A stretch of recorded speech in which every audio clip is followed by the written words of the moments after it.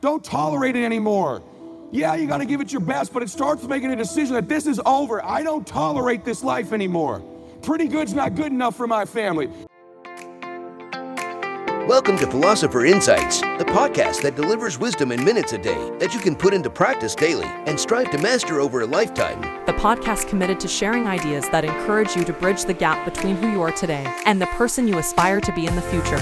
Hi, my name is Herb Lamba, and welcome to my podcast, where I will share practical insights from the world's best authors. Knowledge isn't power. Applied knowledge is. The quest to become the best version of you starts right now. Hi, everyone. Welcome back to the Philosopher Insights podcast. I'm your host, Herb Lamba, and I'm so excited today because I am celebrating my 100th episode. It's been 1 year since I started this journey, and I can hardly believe how quickly this time has passed. I just want to take a moment to express my deepest gratitude to each and every one of you who have tuned in week after week to listen to my favorite insights from some of the world's best personal development books. Without you, this podcast is not possible, and I am truly humbled by your willingness to dedicate time each week to soak in the information.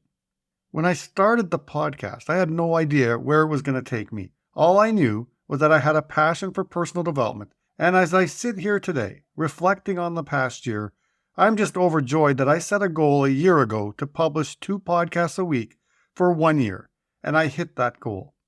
It was far from easy, and it's challenged my desire to keep going on more than one occasion. Through the power of technology, we have been able to connect with people from all over the world, united by a shared desire to improve our lives and the world around us. We've explored some incredible books, and we've had the privilege of learning from some of the greatest minds in the world of personal development. As I celebrate the 100th episode today, I just want you to know that you are an important part of this growing community and that your support means the world to me. I just want to let you know of one subtle change. I am going to publish 1 episode per week to allow me to explore some of my other big goals that I set for myself in 2023. So thank you from the bottom of my heart for being a part of this journey. If you've been with me for some months, I would love to hear from you, your thoughts, your takeaways, or even suggestions for books you think should be shared on this podcast.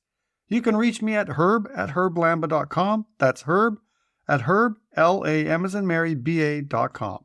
Now for episode 100. I've brought back my favorite speaker, Ed Mylett, and today's episode is not only a life lesson, but a classic true story that has an absolutely brilliant ending.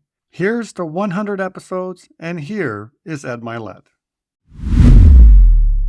In your life, you're going to get what you tolerate. Stop tolerating for these people who have believed in you all your life, an inferior life for you. Stop allowing God to bless you and give you all this giftedness and opportunity and settle and tolerate less.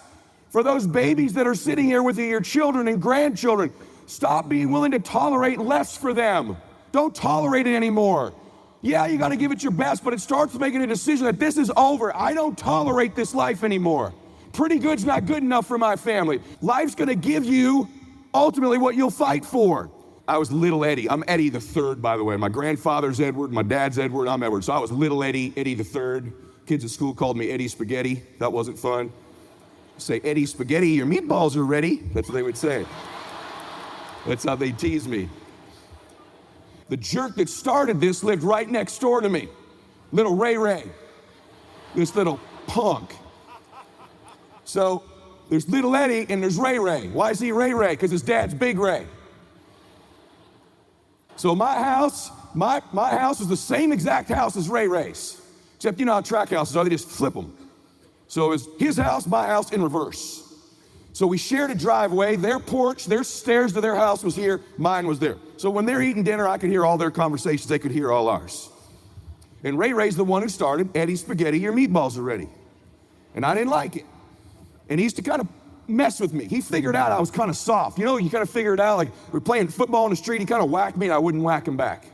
You know those kind of things little kids do to figure it out? He was the stud, I was the weak kid. And he figured it out. He was big, I was little Eddie, literally little Eddie, really small. And so Ray Ray used to kind of slap me around a little bit.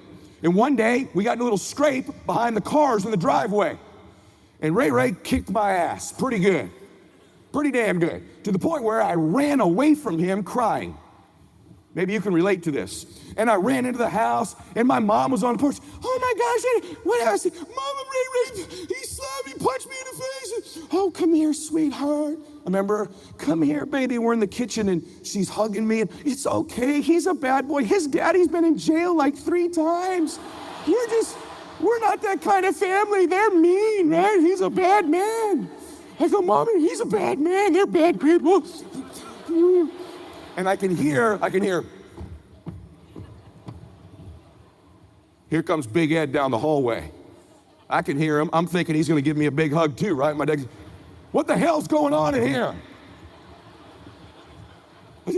My mom turns around and says, this criminal next door, Ray has assaulted our son for the 400th time. That's what's going on here. Are you gonna do anything about this?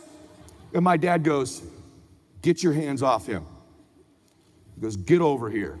And he gets down at my level and he goes, look at me. You are leaving this house and you are going back over there and you are kicking his ass. You understand me? I'm no, Dad, he always kicks my butt. He said, you don't come back in this house until you kick his ass. You understand me? My mom, Ed, what are you doing? Debbie, stop it. I know what I'm doing here. Don't come back here till you beat him up. You understand me? Huh? Okay, Daddy. And I walk out of the door. And I walk over to their porch, which is like 3 steps from ours. And my dad's behind the screen. I see him in the kitchen behind our screen with my mom. My mom's crying. My dad's like, I got this. Right? And I knock on the door, their screen, and Big Ray all tatted up, no shirt on. He's through the screen. What's up, Eddie? I said, Big Ray, my dad says I have to come over here and kick Ray's ass or I can't come home for dinner. So, and Big Ray goes, I like that kind of party. Let's get it. I'm serious. I hear him at the door. Ray. That's all he did. Ray. Get over here. Little bulldog comes running up. Right? He goes, hey, little Eddie wants another piece. And little Ray goes, let's do this. I'm like, oh crap. And we're walking down his stairs and I can see my dad in the screen over here. I'm like, oh my God. And I'll never forget this. The 2 cars were there. My dad's Datsun B210 orange hatchback and his dad's green Pinto flanked our estates right there in the driveway. Oil all over the driveway because Big Ray would change everything in the driveway. And we got up there and Big Ray goes, you get there, go. And Ray came at me. And by some force of sheer blessing from God, I got this little dude in a headlock and I'm giving him, my dad used to give me noogies. Remember noogies? So I didn't really know how to hit him, but I'm noogieing the hell out of this kid's head.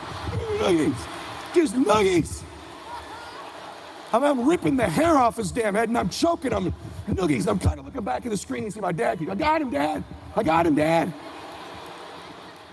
And so finally, I'm noogieing this kid to death, literally can't breathe. And so finally, Ray's going, get him, Ray. I'm hearing him yell, get him, Ray. I'm like, noogies, and I won't let him go. He's trying to squirm, and I'm like, boom, and kind of slapping him in the head. These little boys out there, right? And so finally, I kicked his ass, right? Yeah. So, Big Ray stops it. Big Ray pulls us off each other and he goes, Ray, he got you. Now shake his hand. And we shook hands. And I walked home, my dad's like, now get in here. Let's make some spaghetti. Let's do this, right? Right? So proud of me. So now I'm just gonna tell you a couple things you need to know. Number one, that taught me life will give you what you'll fight for. That's really the point of the story. Now, my mother, who heard me tell this story one of the times, she feels like I should also divulge another set of facts. I don't even know why this is relevant at all, but because my mom asked you, I'll just tell you, I was 7, Ray was 4. I just want you to know that. But I don't know why that's even relevant. Why is that relevant? Why is that relevant? But hey, listen to me. You all got some Ray-Rays in your life. Stuff you make much bigger and more difficult and more powerful than it is that could defeat you. In hindsight, I was damn 7 years old. This kid was practically in diapers still. Of course I could kick his butt, right? So hey, maybe you can relate to that. You got something in your life like that. You've been listening to Philosopher Insights. Thanks for tuning into today's episode. If you found value, please spread the love and share with your friends or leave us a rating and review. Thanks for listening.